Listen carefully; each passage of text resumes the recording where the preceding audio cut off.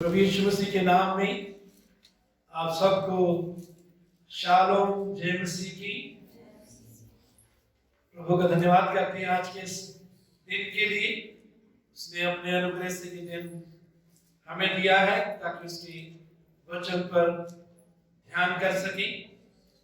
मेरे जीजो, पहले पतरस की पत्री का अध्ययन हम करेंगे और उसका 5वां भाग है। पहला पतरस 1 अध्याय 17 से 20 पद तक हम पढ़ेंगे और इसका अध्ययन करेंगे।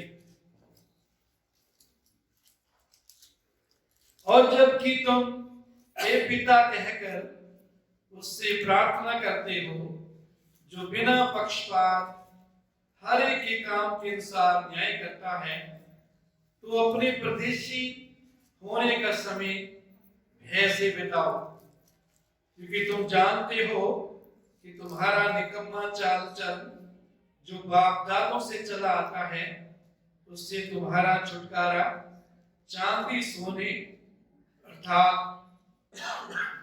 नाशवान वस्तुओं के द्वारा नहीं हुआ, पर निर्दोष और निष्कलंक मेमने अर्थात मसीह के बहुमूल्य लहू के द्वारा हुआ।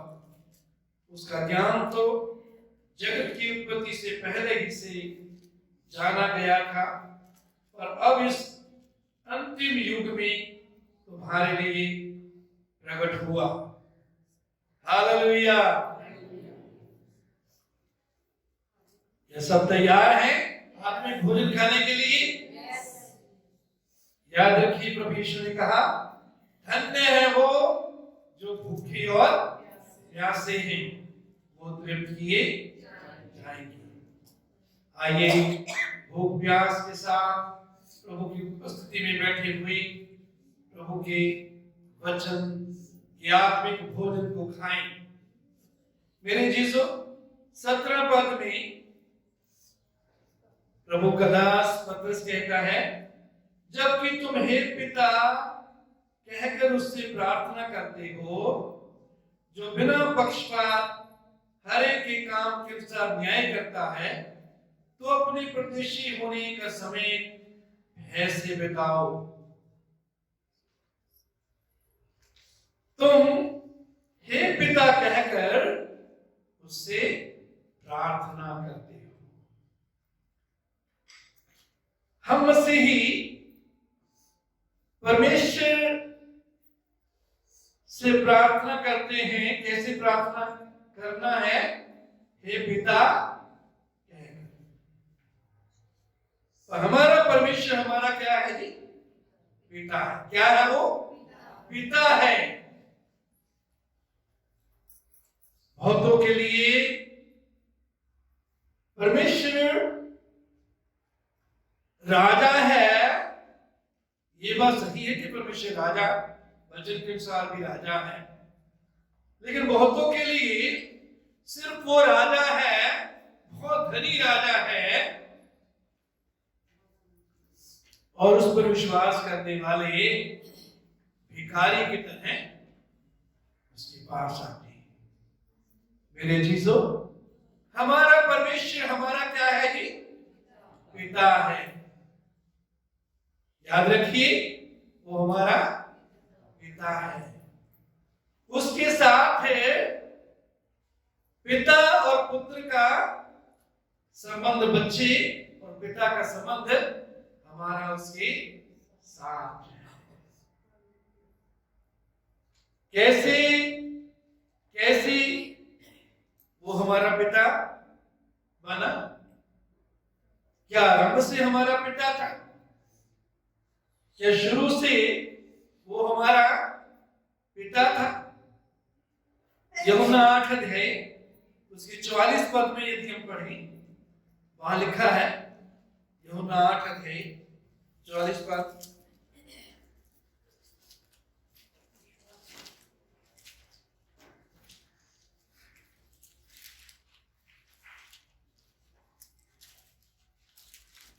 प्रभु यीशु मसीह यहां इस्राएलियों को कहते हैं, यहूदियों को कहते हैं, तुम अपने पिता शैतान से हो? तुम अपने पिता किससे हो? शैतान से हो, और अपने पिता की लालसाओं को पूरा करना चाहते हो। तुम अपने पिता शैतान से हो।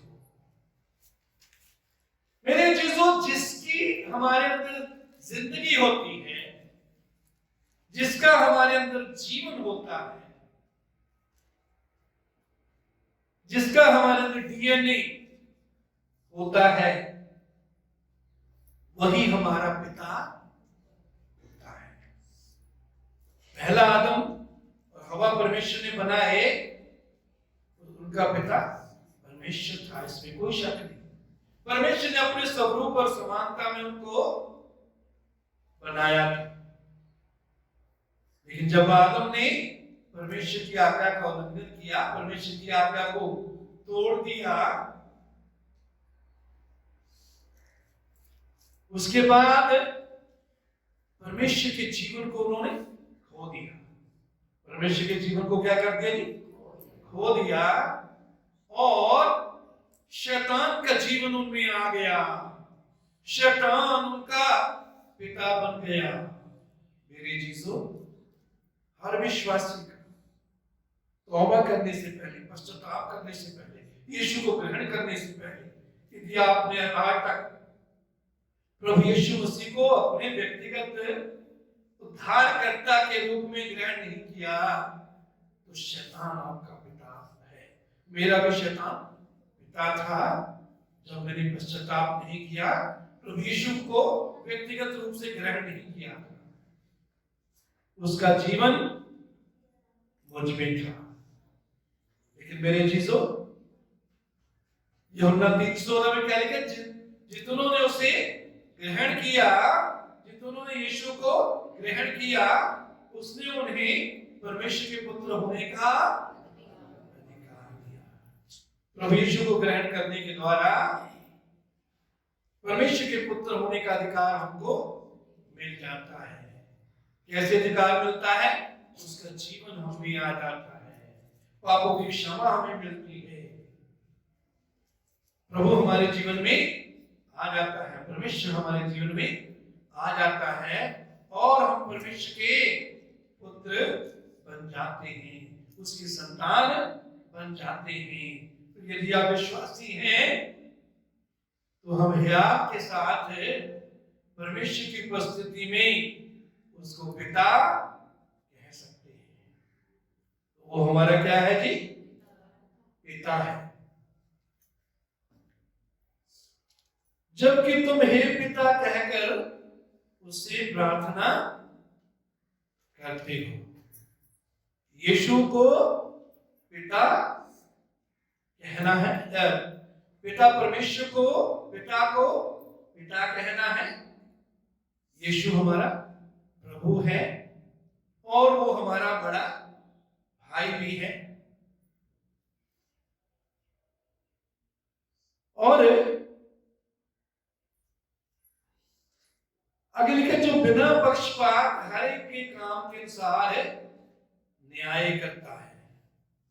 हम उससे प्रार्थना करते हैं जो बिना पक्षपात हर एक का क्या करता है जी? न्याय करता है।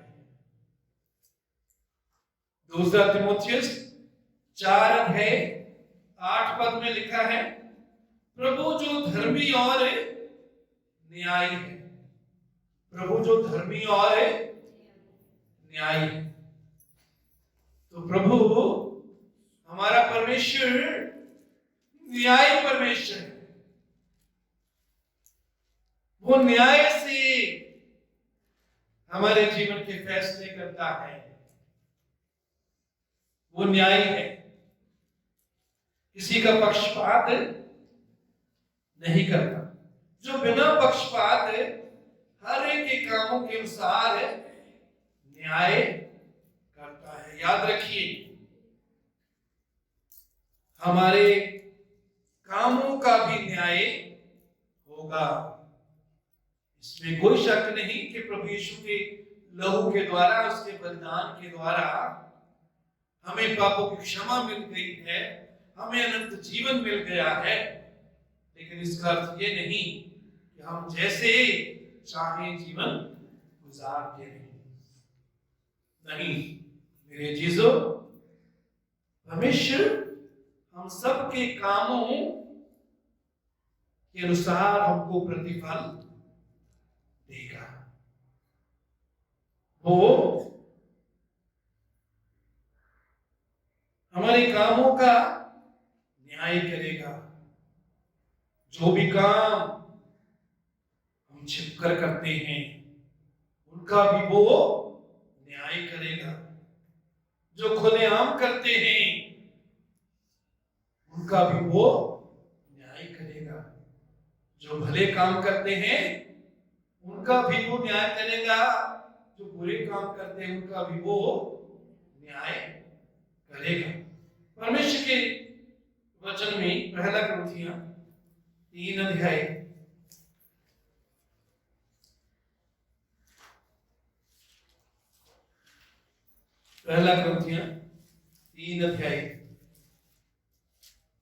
10 से 15 पद पढ़ेंगे। परमेश्वर के उस अनुग्रह के अनुसार जो मुझे दिया गया, मैंने बुद्धिमान राजमिस्त्रियों के समान नींव डाली और दूसरा उस पर रद्दा रखता है।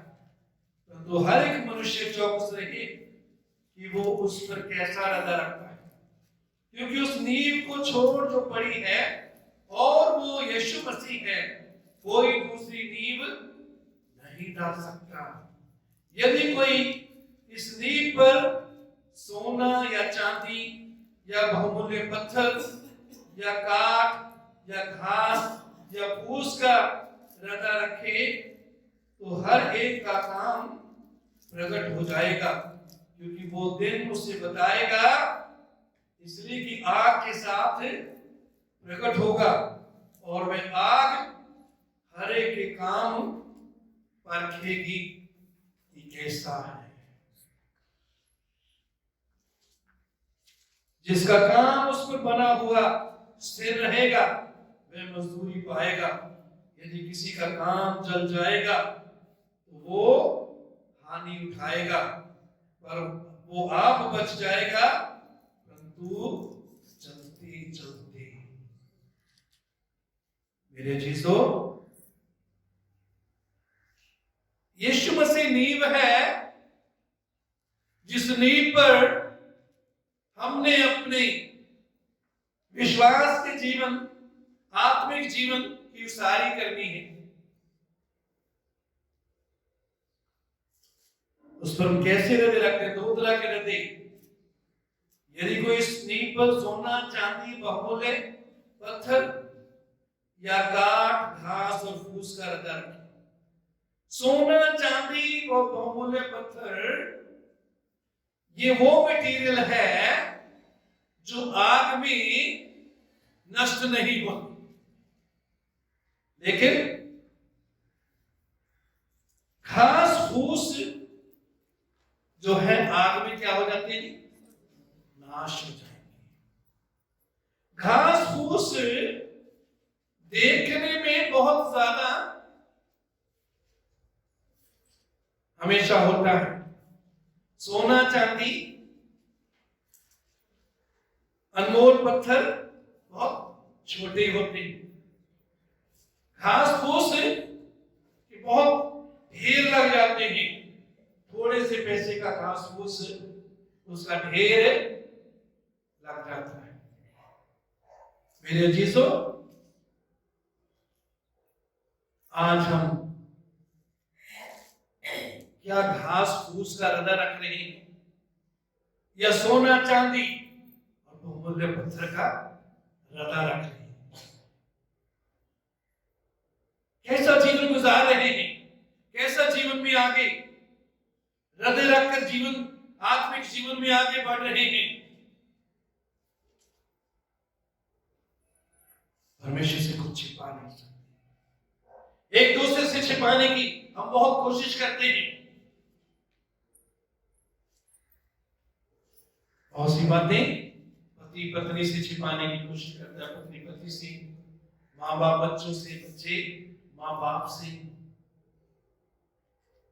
पड़ोसियों से, रिश्तेदारों से छिपाने की कोशिश करते हैं, परमेश्वर के दासों से भी छिपाने की कोशिश करते हैं। कई बहुत एक्सपर्ट होते हैं झूठ बोलने। बात कुछ होती है, उसको कुछ बनाने में बहुत कई एक्सपर्ट होते हैं। वो सोचते हैं कि हम बात पर पर्दा डाल लेंगे। मेरे चीजों, परमेश्वर से कुछ छिपा हुआ नहीं है।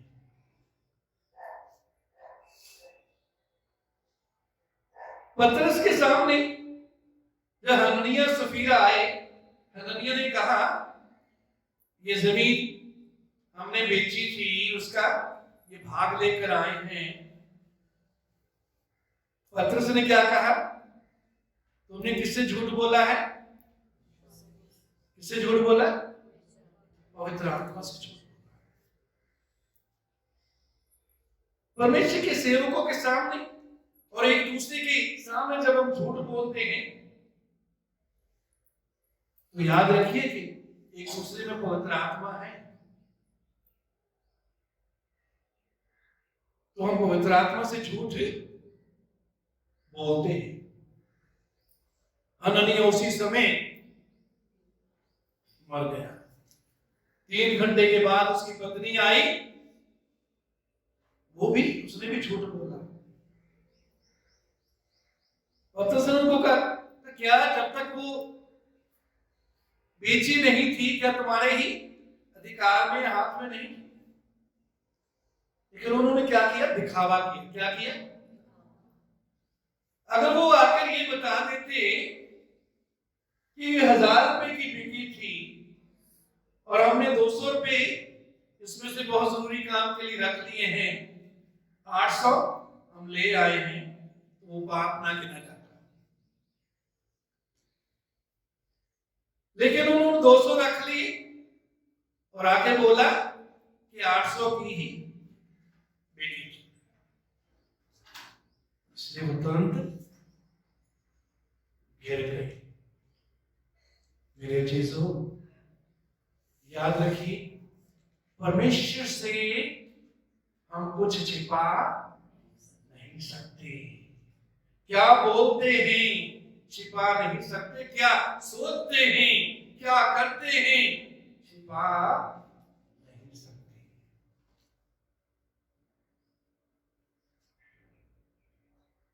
हर एक का काम प्रकट हो जाएगा,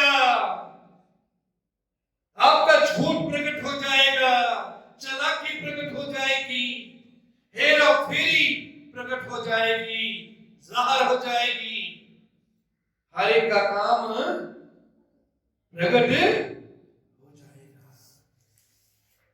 आप रिश्वत नहीं दे सकते। परमेश्वर, मैंने तेरे लिए ये किया था, वो किया था, इसलिए मुझे तो रहमत मिलनी चाहिए।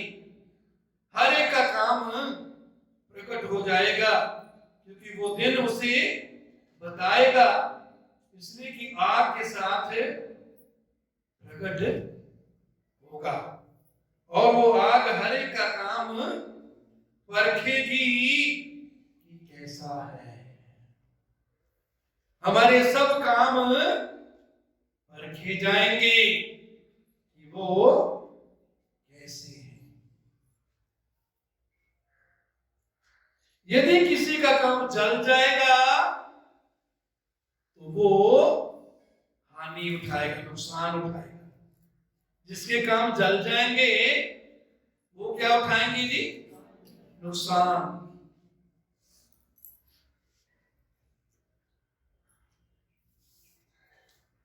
इस जमीन पर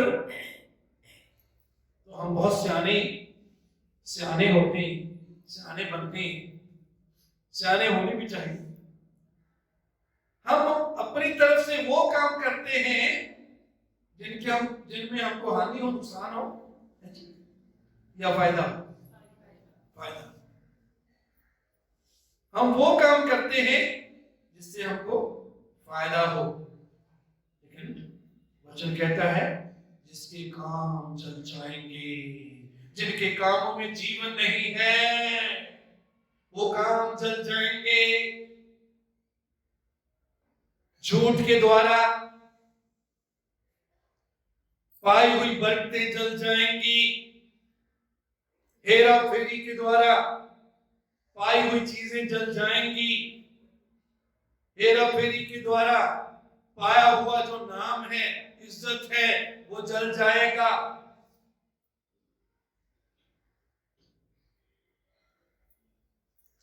घास फूस जिसमें जीवन नहीं है,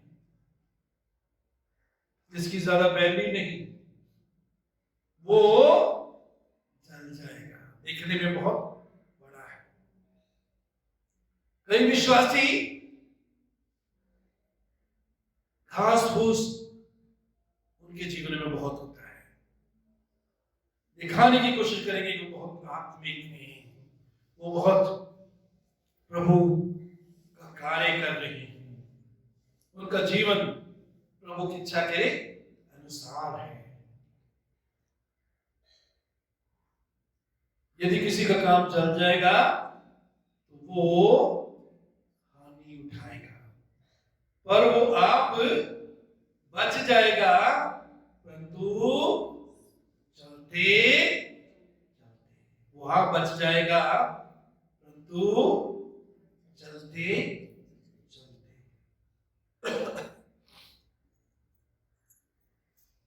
कितने हैं जो बिना जले बचे रहना चाहते हैं? है भैया?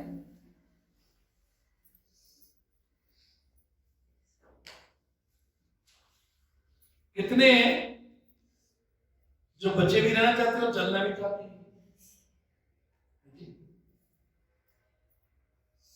अच्छी बात है, अच्छी सोच, अच्छा विचार है, लेकिन कामों को तो बरके।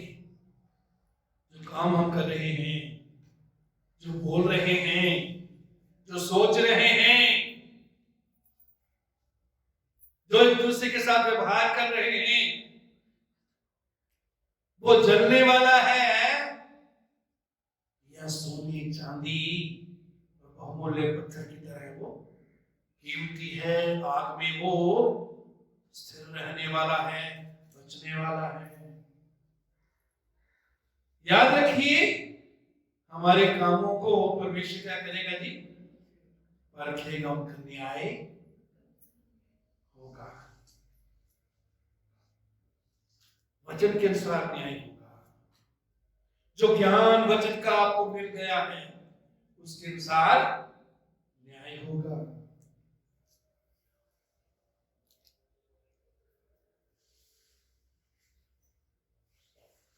जिसको थोड़ा दिया गया है उससे थोड़े के अनुसार हिसाब दिया जाएगा। जिसको बहुत दिया गया है बहुत ही के अनुसार हिसाब दिया जाएगा। हमें से बहुत है जिनको बहुत दिया गया है, बहुत पुरानी वचन बड़े सालों से सुन रहे हैं। मुझे बहुत दुख होता है पुराने विश्वास से, खास तौर पर जब उनके काम बदलते नहीं, जब उनकी जुबान अभी तक बदली नहीं।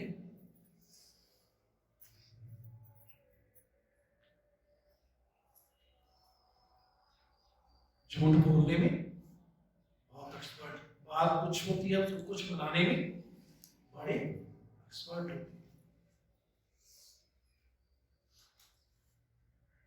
मेरे जीसू याद रखिए, हम सबके काम जो हैं आग के द्वारा परखे जाएंगे। सो वो हृदय रखें जो आग में स्थिर रहेगा। सोना, चांदी, मोती, ये वो काम है जो वचन के अनुसार हम करते हैं। ये वो काम है जो परमेश्वर का भय रखते हुए हम करते हैं। ये वो काम है जो सही उद्देश्य के साथ करते हैं। ये वो काम है जो सही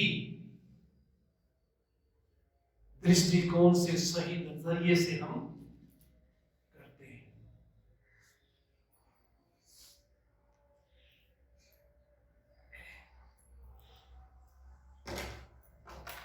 आपको याद है कि फरीसियों को यीशु मसीह बहुत डांटते थे? है किसी को याद? कितनों को याद है कि यीशु मसीह फरीसियों को बहुत डांटते थे? व्यभिचार के लिए डांटते थे कि वो बहुत व्यभिचार करते थे, है जी? वो चोरी करते थे, डाका डालते थे, इसलिए डालते थे, उनको डांटते थे। किस कारण डांटते थे?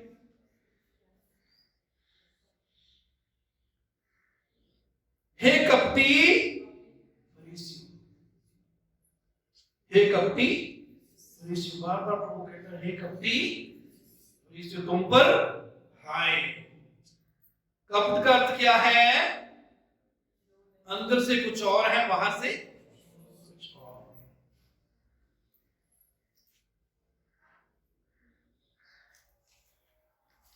अंदर भूत, बाहर भूत।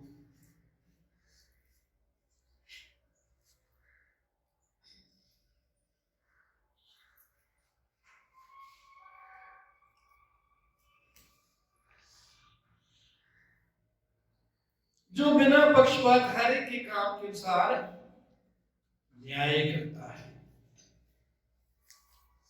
तो परमेश्वर हमारा न्याय करेगा। क्या करेगा जी? न्याय करेगा। तो अपने परदेशी होने का समय भय से बिताओ। अपने परदेशी होने का समय भय से बिताओ। इस संसार में हम क्या हैं जी? परदेशी। क्या हैं? सब बोलिए। अगर परदेशी हैं तो हम देशी नहीं। मतलब क्या? इस देश के नहीं। अगर इस देश के नहीं हैं तो इस देश पर मन नहीं लगा सकते।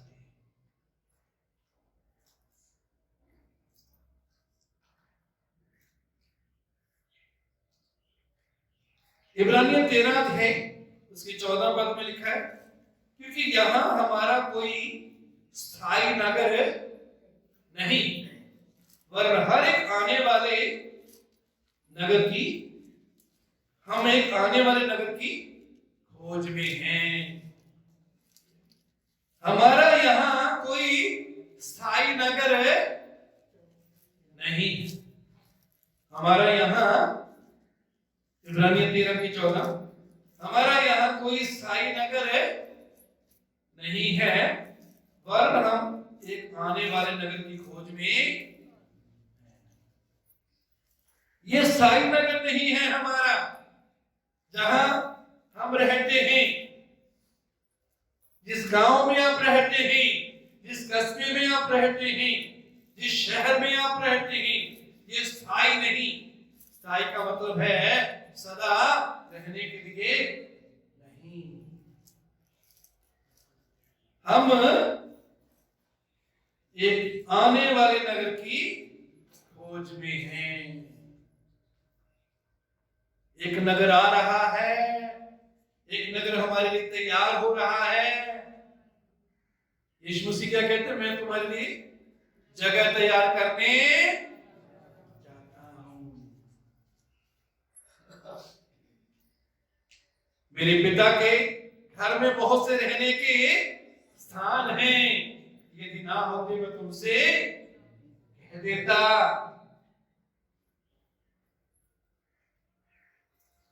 इब्रानियों 11 है 10 पर, इब्रानियों 11:10,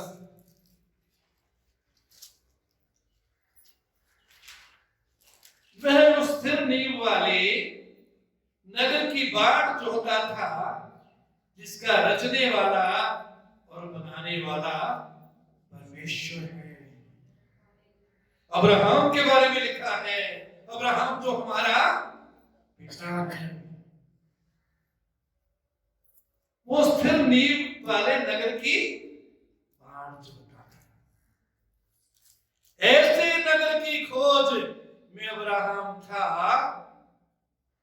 जो स्थिर नींव वाला है, जो सदा कायम रहने वाला है। जो आग से नाश नहीं होगा, जो पानी से डूबेगा नहीं, तबाह नहीं होगा, अंधेरी जिसको नाश नहीं कर सकती, स्थिर नींव वाला नगर जिसका रचने वाला और बनाने वाला परमेश्वर है। रचने वाला, बनाने वाला परमेश्वर है। हमारा पिता अब्राहम उस नगर की बाट उसने जोही, हम उसकी संतान होने के नाते हम भी उस नगर की बाट जो है, उस नगर का इंतजार करें, उस नगर पर मन लगाएं, उस नगर में प्रवेश होने के लिए तैयारी करें। यदि हम ऐसा करेंगे तो अपने पृथ्वी के नगर पर ही हमारा मन नहीं लगेगा, क्योंकि हम परदेसी हैं। इब्रानी 11 थे 16 पर, इब्रानी 11:16, पर वे एक उत्तम अर्थात स्वर्गीय देश के अभिलाषी हैं, इसलिए परमेश्वर उनका परमेश्वर कहलाने में नहीं लजाता, क्योंकि उसने उनके लिए एक नगर तैयार किया है। परमेश्वर ने एक नगर तैयार किया है अपने लोगों के लिए, पर वे एक उत्तम अर्थात स्वर्गीय देश के अभिलाषी हैं। इसको नगर भी बोला गया है और देश भी बोला गया है। ये क्या है जी? उत्तम और स्वर्गीय देश।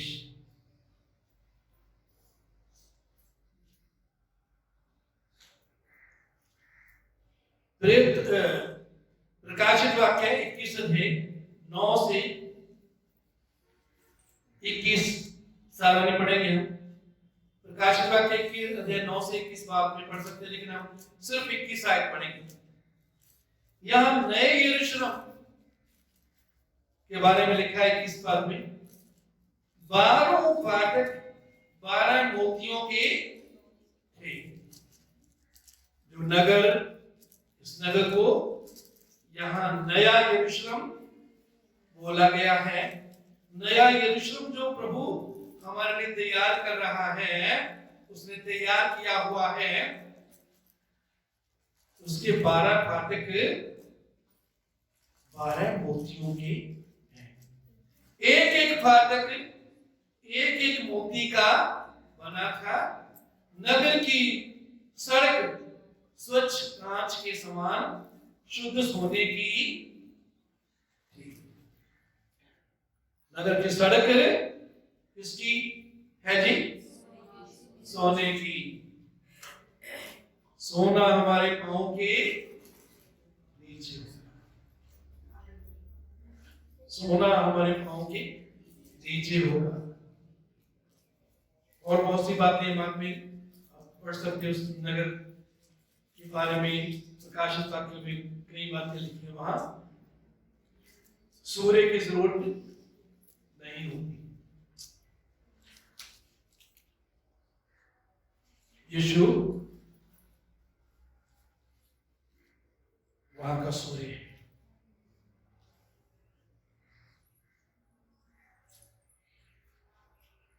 तो मेरी चीजों, इस संसार में हम क्या हैं जी?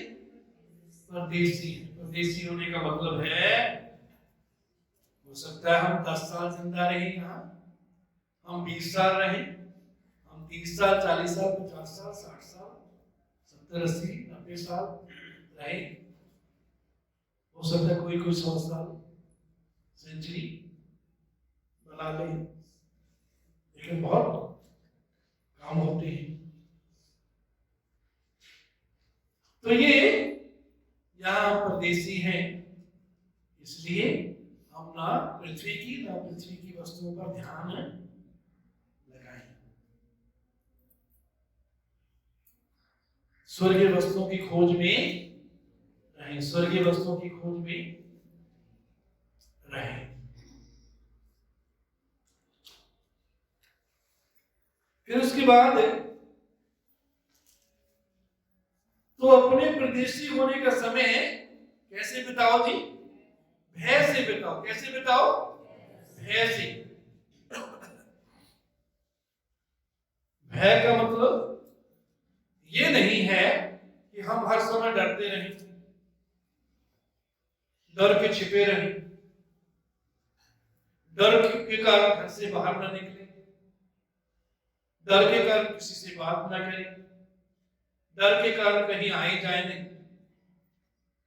नहीं मेरे चीजों, यहां परमेश्वर के भय के बारे में बोला गया है। परमेश्वर का डर, परमेश्वर का भय रखते हुए इस संसार में परदेसी होने का समय बिताओ।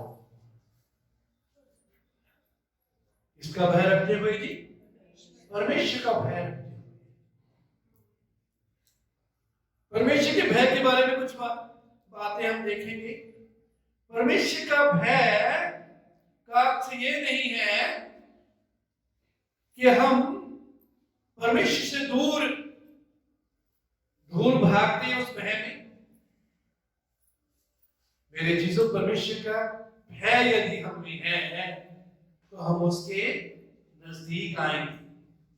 हम परमेश्वर से दूर नहीं भागेंगे। परमेश्वर का भय रखने वाले लोग परमेश्वर से दूर नहीं भागेंगे, वो परमेश्वर की ओर दौड़ते हैं, वो परमेश्वर के साथ रहते हैं, वो परमेश्वर की सुनते हैं,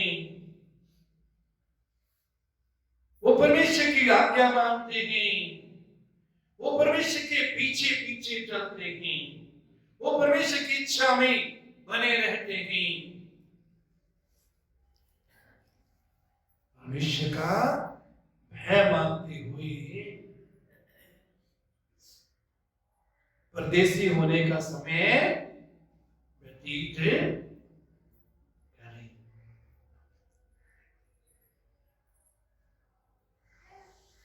अय्यूब 28 अध्याय, उसका 28 पद, अय्यूब 28 अध्याय 28 पद में लिखा है, देख प्रभु का भय मानना यही बुद्धि है और बुराई से दूर रहना यही समझ है। प्रभु का भय मानना ये क्या है जी? बुद्धि है। क्या है जी? बुद्धि है। यदि हम परमेश्वर का भय मानते हैं, परमेश्वर का आदर करते हैं, तो ये हमारे लिए बुद्धि है। उससे हमको बुद्धि मिलती है जब हम परमेश्वर का भय मानते हैं। नीति वचन एक साथ में, यहोवा का भय मानना बुद्धि का मूल है। परमेश्वर का भय मानना, यहोवा का भय मानना बुद्धि का क्या है जी? मूल है। इसका अर्थ क्या हुआ? यदि हम परमेश्वर का भय मानेंगे तो हमें बुद्धि आएगी। परमेश्वर के भय में चलने के द्वारा, परमेश्वर के भय में बने रहने के द्वारा हम बुद्धिमान बनते जाएंगे।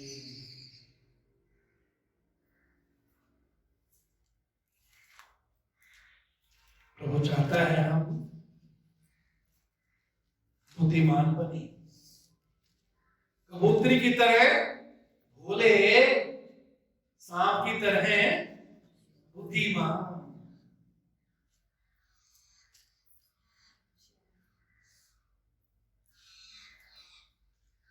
सांप की तरह बुद्धिमान बनने का अर्थ यह नहीं कि सांप की तरह हम एक दूसरे को काटते रहे, डसते रहे, एक दूसरे पे जहर डालते रहे, ऐसी बातें बोले जो दूसरे के अंदर जहर भर दी।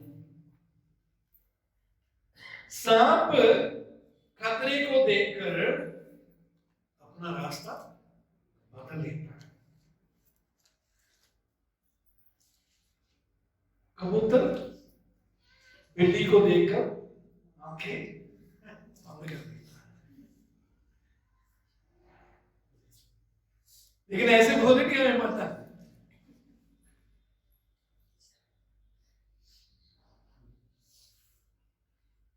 कबूतर की तरह भोले का अर्थ है,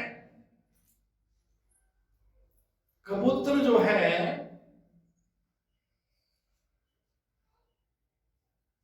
कबूतर कबूतरी एक दूसरे के साथ वफादार रहते हैं।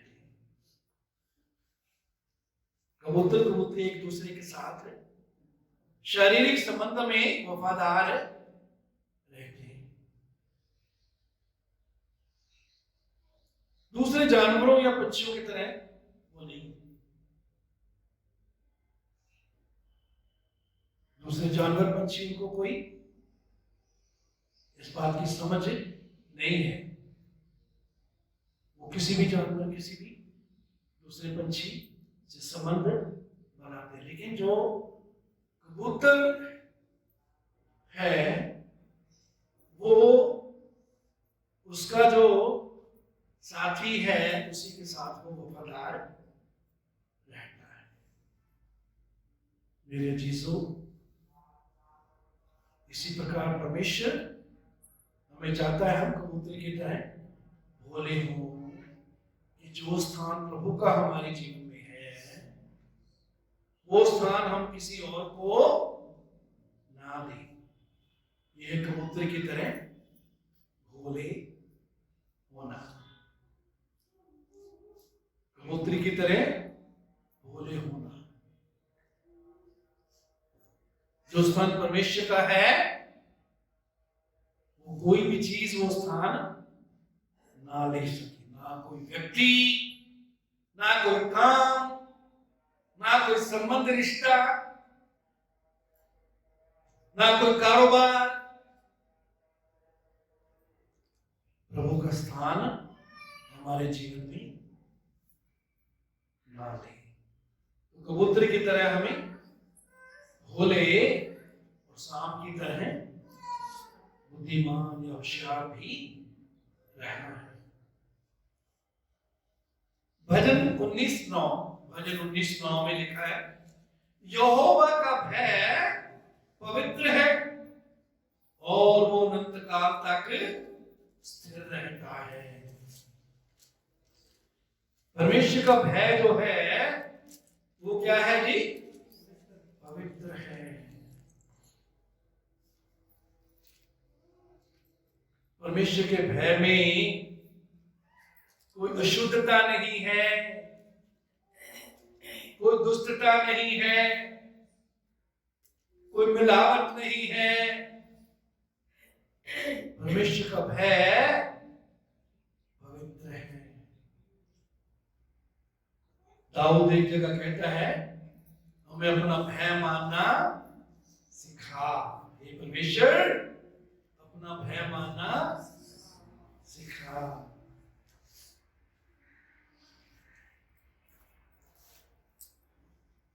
हमें भी मेरे चीजों ये प्रार्थना करना है और ये अपने जीवन में हमारा उद्देश्य बनाना है कि हम परमेश्वर के भय में बढ़ें, परमेश्वर के भय को जानें, परमेश्वर के भय में बने रहकर व्यवहार करें, चलें।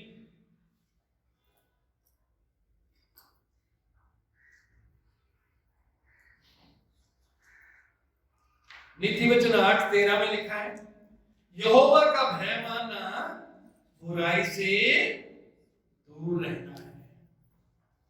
यदि हम परमेश्वर का भय मानते हैं तो बुराई से क्या रहेंगे? हम बुराई से दूर रहेंगे।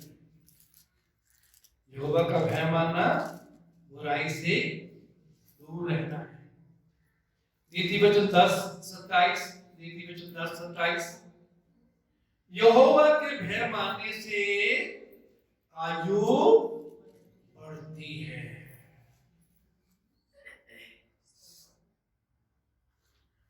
कोई है यहां जो चाहता है लंबी उम्र उसकी? सोच रही हो, सोच विचार करके, बाकी नहीं चाहते थे कि हाथ में खड़े। परमेश्वर की भी इच्छा है कि हम इस पृथ्वी पर लंबी उम्र होगी, ये परमेश्वर की इच्छा है। बाइबल में कई जगह लिखा है उसकी इच्छा है कि हम इस पृथ्वी पर लंबी उम्र जिए। यहाँ लिखा है यहोवा के भय मानने से आयु क्या होती है जी? बढ़ती है।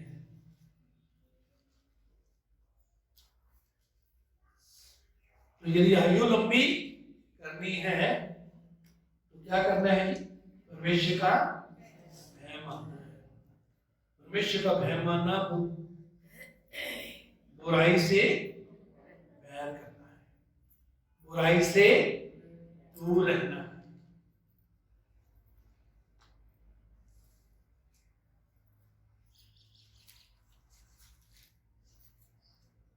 आगे 18 पद, पहला पद से 18, क्योंकि तुम जानते हो कि तुम्हारा निकम्मा चाल चलन जो बाप दादों से चला आता है उससे तुम्हारा छुटकारा चांदी सोने अर्थात नाशवान वस्तुओं के द्वारा नहीं हुआ।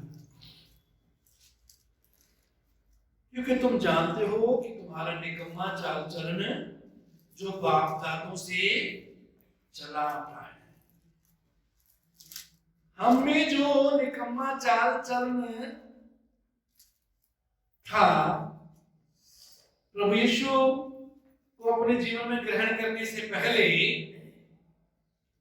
वो हमने बाप दादों से पाया था। हमारे माता पिता के द्वारा हमको मिला, हमारे माता पिता ने उनके माता पिता से पाया, उन्होंने उनके माता पिता से पाया। क्या? पाप का स्वभाव, निकम्मा चाल चलन। निकम्मा चाल चलन उस पाप के स्वभाव के कारण हमें था। लेकिन अब हम उस पर जय पाकर चल सकते हैं, उस पर जय पाकर चलना है हमें। प्रभु की योजना ही है कि हम उस पर निकम्मे चाल चल पर जय पाकर चले। हम परमेश्वर की पवित्रता में चले, उसके वचन में चले, उसके अधीन रहकर चले।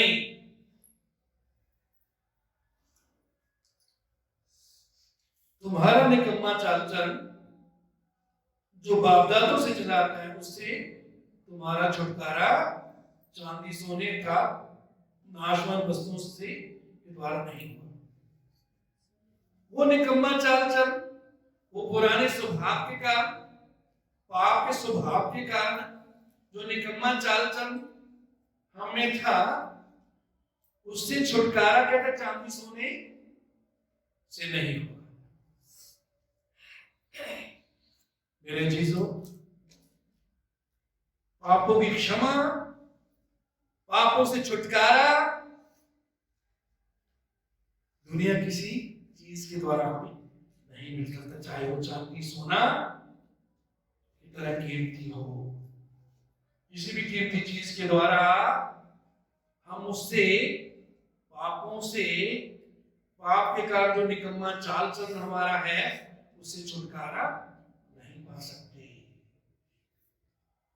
केवल 19 पद में लिखा है, पर निर्दोष और निष्कलंक मेमने अर्थात मसीह के बहुमूल्य लहू के द्वारा हुआ। मेरे चीजों, प्रभु यीशु का लहू हमें पापों की क्षमा देता है, और वो निकम्मा चाल चलन जो बाप दादों से हमारे अंदर चला आ रहा था उस निकम्मे चाल चल से छुटकारा देता है, उस निकम्मे चाल चल पर जय देता है। मेरे चीजों प्रभु के पास आने के बाद भी अभी निकम्मे चाल चल में बने ना रहे। वो झूठ निकम्मा चाल चल है, चालाकी नया वो निकम्मा चाल चल है, व्यभिचार निकम्मा चाल चल है, घमंड निकम्मा चाल चल है।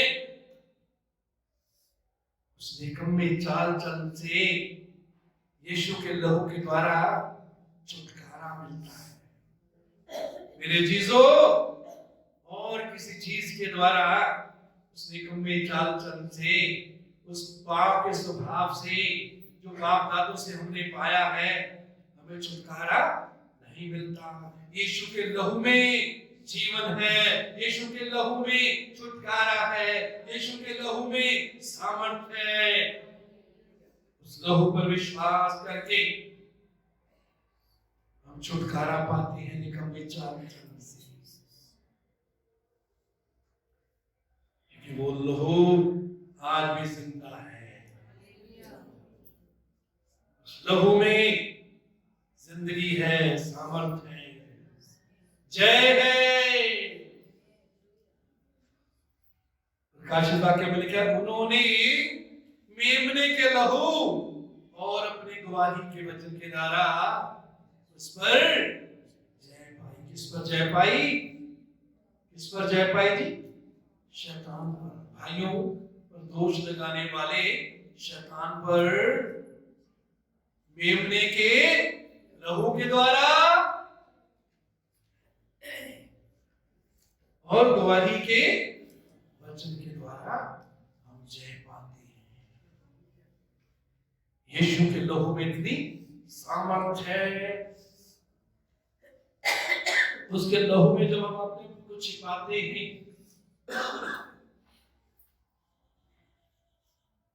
अपने ख्यालों को यीशु के लहू में ढांपते हैं। यदि बुरे ख्याल आते हैं, गंदे ख्याल आते हैं, विनाश के ख्याल आते हैं, विश्वास के साथ अपने ख्यालों पर, अपने विचारों पर यीशु का लहू लगाएं। आप उन नाश करने वाले विचार आपको नाश करेंगे, आपके जीवन को नाश करेंगे, आपके भविष्य को नाश करेंगे। उन पर आप यीशु के लहू के द्वारा जय पाएंगे। यीशु का लहू हमारी आंखों को भी शुद्ध करता है। यदि हमारी आंखें लालच से भरी हुई हैं, किसी भी चीज को देखकर हमारे अंदर किसी न किसी तरीके से उसको पाने की लालसा होती है, उसको पाने के लिए चाहे हम कुछ भी करना पड़े, झूठ बोलना पड़े, चोरी करनी पड़े, कुछ भी करने के लिए तैयार हो जाती है।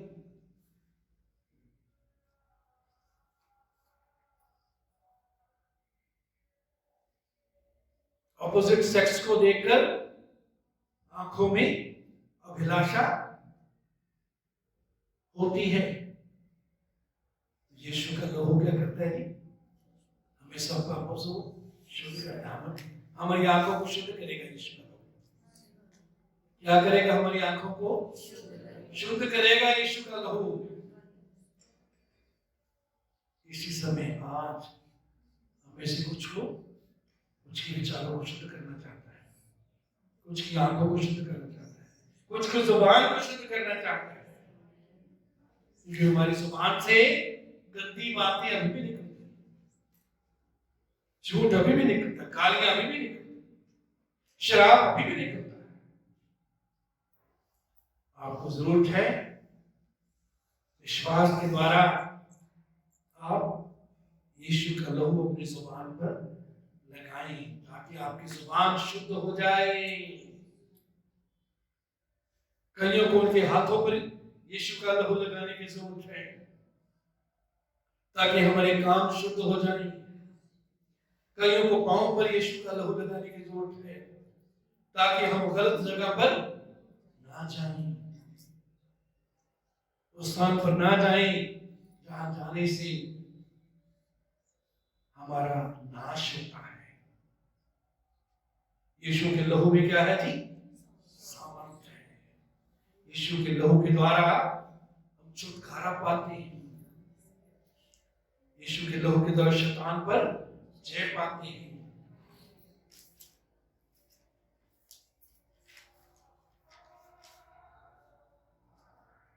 कुछ नए विश्वासी कई बार कुछ भी विश्वासी जो सीख रहे होते हैं, ये कमजोर विश्वासी या वो विश्वासी जो सीखना काफी लंबा समय आता है तो भी सीखने के लिए तैयार नहीं होते, वो क्या करते हैं, जब कोई बुरा सपना आने लग जाए तो बाइबल अपने पीठों के नीचे रखने लग जाते हैं, पेटी में से निकालते हैं बाइबल या अलमारी में से निकालते हैं और अपने सराहने रख लेते हैं। बाकी टाइम अलमारी में पड़ी रहेगी, पेटी में बस रहेगी। इस पर करता नहीं पड़ना चाहिए, गंदे हाथ नहीं लगने चाहिए। पवित्र पवित्र बाइबल है।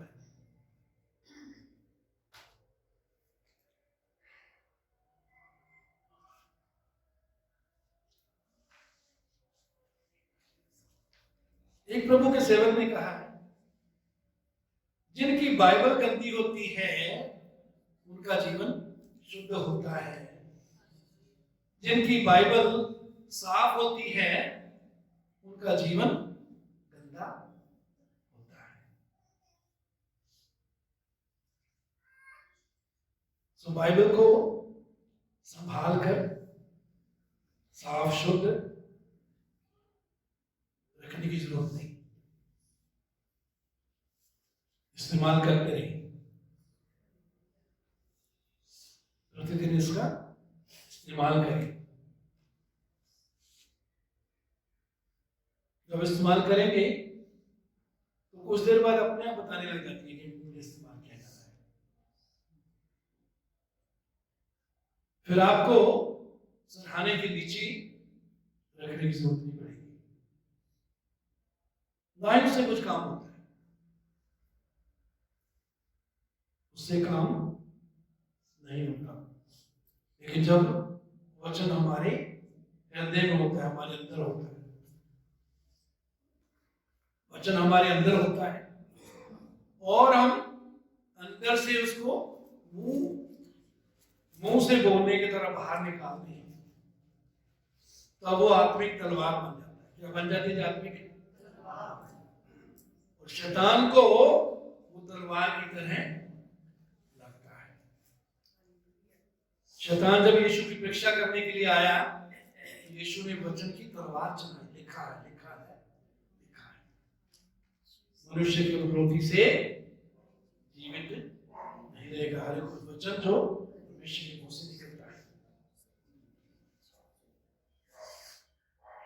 तो वचन को अपने हृदय में रखें और हृदय में से, आत्मा में से जब वो निकलेगा, बोलेंगे, तो तलवार की तरह शैतान को और हमारे हालात को लगेगा। शैतान दूर भागेगा, हमारा हालात हमारे बदलेंगे। जब परमेश्वर के वचन का हम अंगीकार करते हैं, उसको बोलते हैं।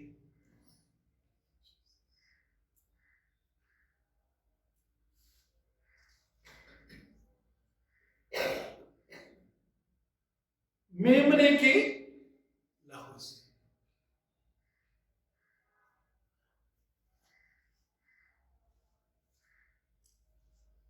यूहन्ना 1:29 में यूहन्ना बपतिस्मा देने वाला यीशु मसीह के बारे में क्या कहता है? दूसरे दिन उसने यीशु को अपनी ओर आते देखकर कहा, देखो यह परमेश्वर का मेमना है जो जगत के पाप उठा ली। 1:36 में भी यूहन्ना बपतिस्मा देने वाला कहता है, देखो यह परमेश्वर का मेमना है, देखो यह परमेश्वर का मेमना है। मेरे जीसू, यीशु परमेश्वर का मेमना है। और 20 पद में आगे, पहला पत्र से 1:20 में लिखा है, उसका ज्ञान तो जगत की उत्पत्ति के पहले ही से जाना गया था। उस मेमने का ज्ञान, उस मेमने के बलिदान का ज्ञान तो जगत की उत्पत्ति के पहले ही से जाना गया था। पर अब इस अंतिम युग में तुम्हारे लिए प्रकट हुआ। अंतिम, प्रभु यीशु जब पहली बार आए, जब यीशु ने शारीरिक देह धारण की, उस समय से ही हम अंतिम दिनों में रह रहे हैं। वो अंतिम दिनों की शुरुआत। तो ये अंतिम दिनों में ये प्रकट हुआ। यीशु मसीह परमेश्वर के मेमने ने अपना बलिदान देने के द्वारा अंतिम दिनों में वो प्रकट हुआ। लेकिन उसका ज्ञान तो जगत की उत्पत्ति के पहले ही से जाना गया था। उसके बलिदान का ज्ञान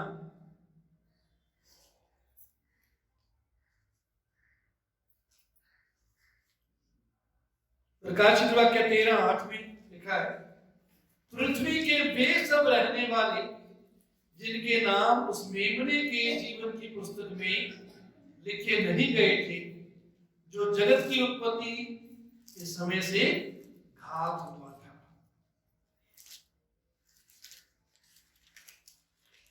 प्रकाशित वाक्य 13:8, जो जगत की उत्पत्ति के समय से घात हुआ था। परमेश्वर का मेमना प्रभु यीशु के बारे में यहां क्या लिखा है जी, कि वो जगत की उत्पत्ति के समय से घात हुआ था। बीमारी आने से पहले परमेश्वर ने बीमारी का इलाज पहले ही कर दिया था।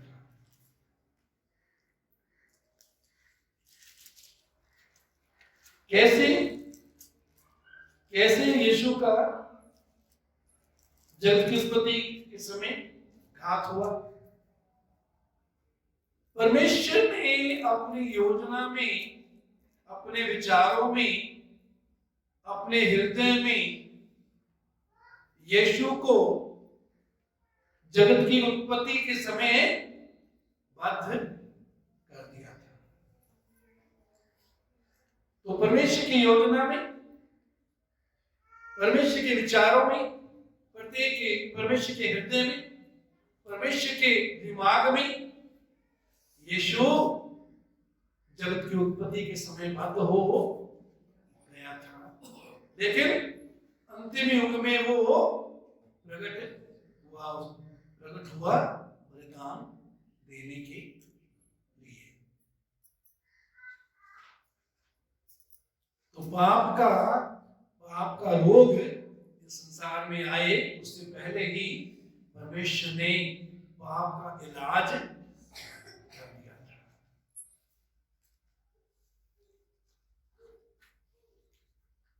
मेरे जीसु, संसार में कोई भी इंसान पाप के कारण नहीं मरता, पाप के कारण नहीं मरता। लेकिन पाप के इलाज को हासिल करने से, इनकार करने से, क्योंकि पाप का इलाज तो परमेश्वर ने कर दिया है। पाप का इलाज परमेश्वर ने कर दिया है। पाप के इलाज को स्वीकार ना करने के कारण इंसान मरता है, पाप के कारण नहीं, क्योंकि पाप का इलाज परमेश्वर ने कर दिया है। मेरे जीसो, वो इलाज आपको मुझको पता है। इसलिए हम अपने रिश्तेदारों के पास जाएं, अपने पड़ोसियों के पास जाएं, उनके लिए प्रार्थना करें, उनके साथ परमेश्वर का वचन बांटें, गवाही दें, ताकि वो भी इस इलाज को हासिल कर लें।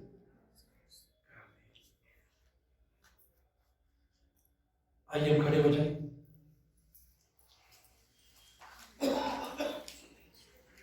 हालेलुया, हालेलुया,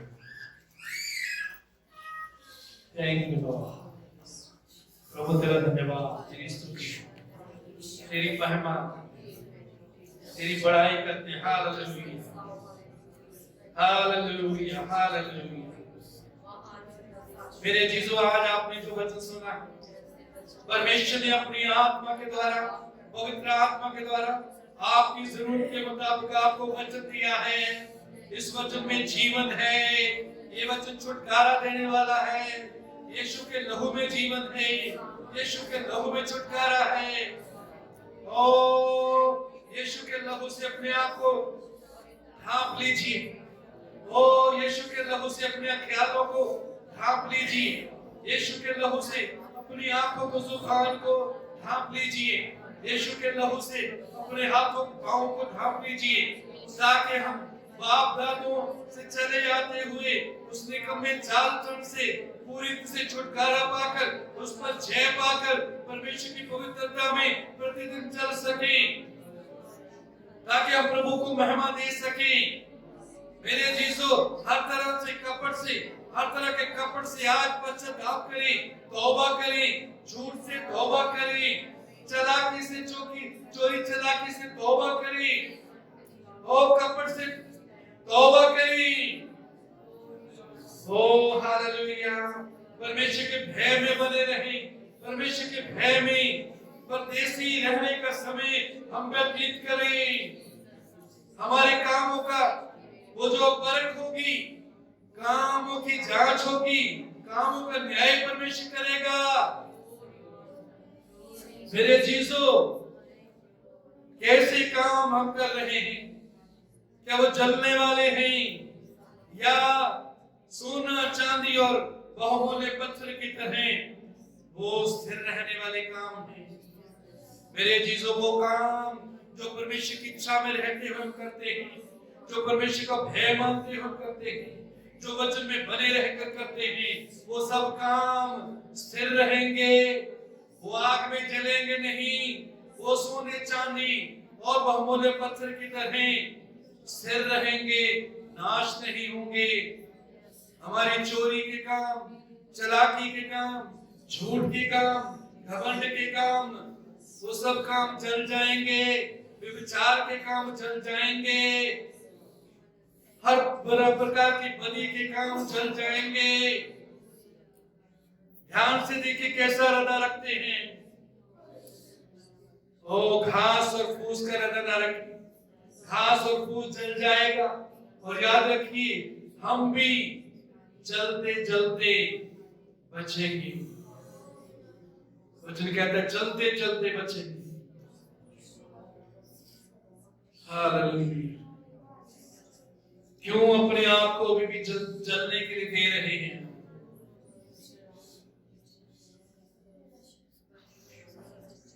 परमेश्वर की इच्छा है हम बचे रहें।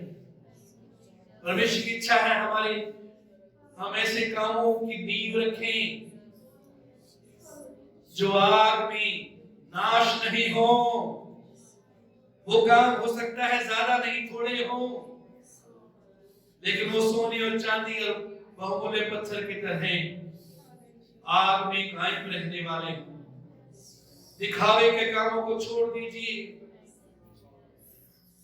कपट को छोड़ दीजिए। वो सब जल जाएंगे, नाश हो जाएंगे। हालेलुया।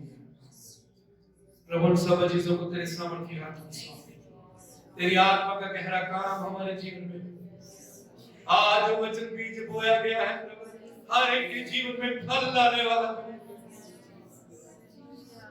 हर एक को जय दे प्रभु। हालेलुया। हम से प्रत्येक तेरी हजूरी में, तेरी आत्मा की भरपूरी में जीवन गुजारने वाला बने। तेरा वचन ने दिखाया, इससे हमें बचने पाए। तेरे वचन के अनुसार हम चलने वाले बने, तेरे नाम को महिमा देने वाले बने, तेरी सेवा करें, दूसरों के लिए बरकत बने, तेरे राज्य को बढ़ाने वाले बने। इन सब चीजों को तेरे सामर्थ्य हाथों में सौंपते हैं। ओ हम प्रतिदिन जय में चले, ओ पवित्रता में चले, तेरे प्रेम में चले, तेरे वचन में चले, ताकि तेरी महिमा हमारे जीवन में और जीवन के द्वारा हो सके। हम दूसरों के लिए बरकत बने, हम आत्माओं को जीतने वाले बने। हम सब अपने आप को इन चीजों को तेरे सामर्थ्य हाथों में सौंपते हैं। प्रभु यीशु मसीह के नाम में मांगते हैं, आमीन।